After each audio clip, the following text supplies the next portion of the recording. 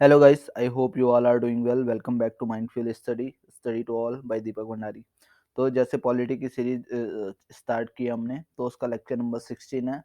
तो आजकल हम देख रहे हैं द पार्लियामेंट, संसद के बारे में, और हम राज्यसभा के बारे में देख चुके हैं। इसके बाद देखते हैं हम लोकसभा के बारे में। लोकसभा को क्या कहा जाता है? The house of the people, Lok Sabha.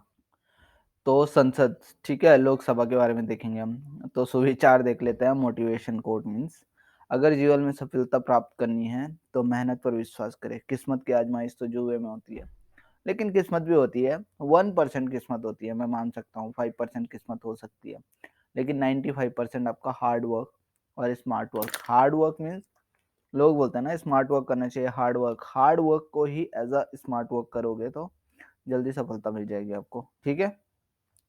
So I hope you understand that. तो अब देखते हैं the house of the people, Lok Sabha के बारे में। तो जो आर्टिकल 81 है उसमें कहा गया है there shall be not more than 530 representative from the states. 530 representative से ज़्यादा नहीं हो सकते हैं फ्रॉम ऑल स्टेट्स, जितने भी स्टेट हैं।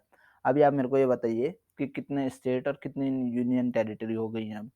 अभी आपको पता है 370 वो आर्टिकल वो हट गया है, धारा 370 हट गई है। तो दो स्टेट को वो करके पहली बार इतिहास में ऐसा हुआ है कि किसी स्टेट को यूनियन टेरिटरी बनाया गया। पहले क्या होता था? यूनियन टेरिटरी को स्टेट बनाया जाता था, ठीक है। 20 from the UTs and not more then the 2 nominated. जो 530 होंगे ये रिप्रेजेंटेटिव होंगे स्टेट से, 20 होंगे यूटीज से, एंड 2 नॉमिनेटेड मेंबर होंगे फ्रॉम एंग्लो इंडियंस। अब इसमें भी एक वो आ गया, नया अमेंडमेंट एक्ट हुआ था इसमें। ये आर्टिकल 331 है, जो एंग्लो इंडियन था, जो प्रेसिडेंट के द्वारा मनोनीत किए जाते थे, तो इनको हटा दिया गया। क्यों? क्योंकि ये पॉपुलेशन कम हो गई है इनकी। अब एंग्लो इंडियन से क्या समझते हो आप? एंग्लो इंडियन वो होता है ना, अब सपोज दैट जैसे अंग्रेजों ने रूल्स किया, उन्होंने कॉलोनी बनाई, तो किसी अंग्रेज ने इंडियन लड़की से शादी कर ली, तो उसके बच्चे हुए, तो उनका रिप्रेजेंटेशन भी जरूरी था। तो अब ये बहुत कम हो चुके हैं इंडिया में, तो इसलिए एंग्लो इंडियन उसको खत्म कर दिया गया है। In total 552 at present, there are 540, अब 543 मेंबर्स हो गए, ठीक है, लोकसभा में। जिसमें से 530 तो आएंगे कहाँ से? स्टेट से आएंगे, 13 आएंगे यूटी से, और 2 नॉमिनेटेड होते थे जो अब नहीं है वो। तो समझ लो 543 हो गए, ठीक है। तो the parliament has frozen the president the representation of state and UT in Lok Sabha at 453 till 2060 AD.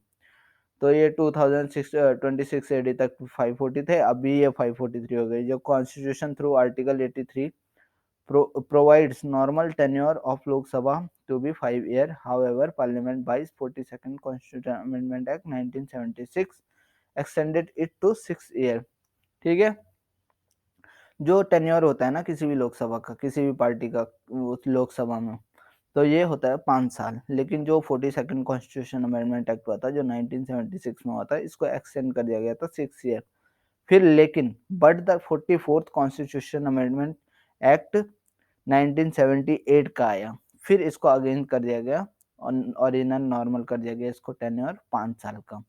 समझे?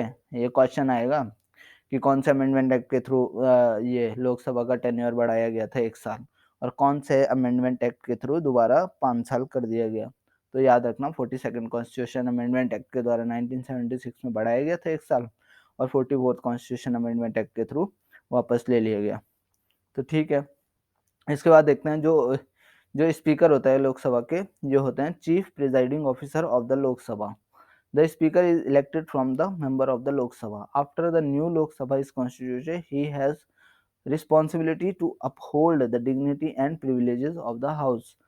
अब देखो, ठीक है, जो जो ये होता है, ऑब्वियसली ये उसी पार्टी का होगा जिसकी मेजोरिटी होगी, तो उसी का स्पीकर बनाया जाता है। लेकिन आप ये याद रखना, जो स्पीकर होता है उसका किसी वैसे पार्टी का उससे पार्टी से रिजाइन कर देता है वो, उसका पॉलिटिकल पार्टी से कोई वो नहीं रहता, फिर संबंध नहीं रहता। बोल सकते हैं, कहने की बात नहीं, लेकिन होता क्या है? होता तो यही है ना कि जो स्पीकर होता है वो मोस्ट फेवरेबल होता है किसके?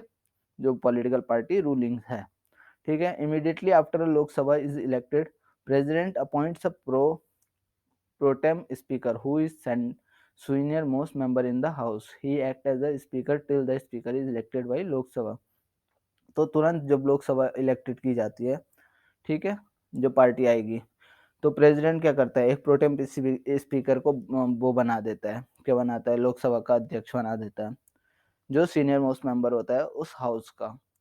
ये speaker as a speaker work करता है जब तक कि स्पीकर इलेक्टेड नहीं कर दिया जाता है बाय लोकसभा। तो इसके बाद देखते हैं हम क्या, इसके बाद देखते हैं the party will largest member after ruling party and having at least 1/10 of the strength of the Lok Sabha is recognised as opposition party. तो जो पार्टी होती है ना, लार्जेस्ट मेंबर होते हैं, जिसके बाद जो रूलिंग पार्टी के बाद दूसरी पार्टी होती है जिसके लार्जेस्ट मेंबर इलेक्टेड होके आए होते हैं लोकसभा में, तो उनको या तो या जिसने 1/10 ऑफ स्ट्रेंथ होगी लोकसभा में, ठीक है, 1/10 मतलब 543 है, तो डिवाइडेड बाय 10 कर लीजिए, 54 होने चाहिए लगभग, 54.3 मतलब 55, 54, ठीक है, 54.3 मतलब 55 के 55 होने चाहिए। अब आधा आधा वो तो लाएंगे नहीं हम कहीं से आधा आधा इलेक्टेड मेंबर तो लाएंगे नहीं ना, तो वो करेंगे 55 होने चाहिए, ठीक है। तो अभी तो कोई था नहीं वैसे, अभी तो ये कॉन्ग्लोमेरेट करके मतलब मिली जुली अपोजिशन पार्टी, उसको अपोजिशन पार्टी को बना दिया जाता है। जो लीडर होता है अपोजिशन पार्टी का in both houses of parliament is entitled to the salary allowance and other facility equivalent to the that of a cabinet. जो कैबिनेट होती है ना, कैबिनेट बताया था मैंने आपको, कैबिनेट मिनिस्टर्स होते हैं जो, तो उनके इक्विवेलेंट सैलरी मिलती है जो अपोजिशन का लीडर होता है। तो आप मेरे को ये बताइए कि इस टाइम अपोजिशन का लीडर कौन है, क्वेश्चन का आंसर दीजिए इस क्वेश्चन का आंसर, ठीक है। अब इसके बाद देखते हैं जो यूपी है, जिसमें लार्जेस्ट नंबर ऑफ लोकसभा है, लोकसभा सीट है 80, इसके बाद है महाराष्ट्र में 48 and Andhra Pradesh and West Bengal में 42 ईच। तो इसीलिए बोलते हैं कि यूपी का ऊंट जिस करवट बैठेगा ना, इलेक्शन का ऊंट, उसी की सरकार बनेगी, जिस पार्टी के उसमें बैठेगा। तो क्वालिफिकेशन ऑफ इलेक्शन ऑफ, अब क्वालिफिकेशन देख लेते हैं election of Lok Sabha members. He should be a citizen of India, citizen होना चाहिए इंडिया का।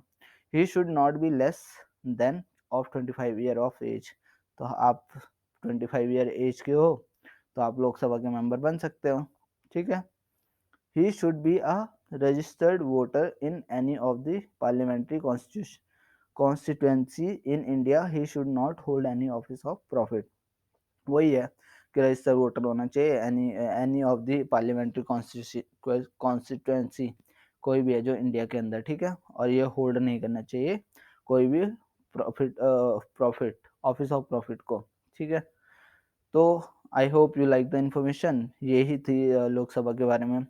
अगर आपको इसकी पीडीएफ चाहिए होगी या हमें जो भी लेक्चर स्टार्ट करने वाला, अब मैं आगे करंट अफेयर की सीरीज चलाने वाला हूँ जिसमें मोस्ट इंपॉर्टेंट करंट अफेयर होंगे, मंथली या वीकली कर लेंगे, या तो उसको या तो 3 डेज का कर लेंगे, ठीक है, या तो डेली का कर लेंगे 10 क्वेश्चन ईच डे, ठीक है। तो आप हमारा टेलीग्राम चैनल ज्वाइन कर सकते हैं जो माइंडफुल स्टडी के नाम से है, इसका लिंक मैं डिस्क्रिप्शन में डाल दूंगा, ठीक है। So I hope you like the information. If you like the information, hit the like button and subscribe the channel. और please stay motivated. एक ना एक दिन अच्छा तो हो ही जाएगा। So thank you so much. जय हिंद, जय भारत।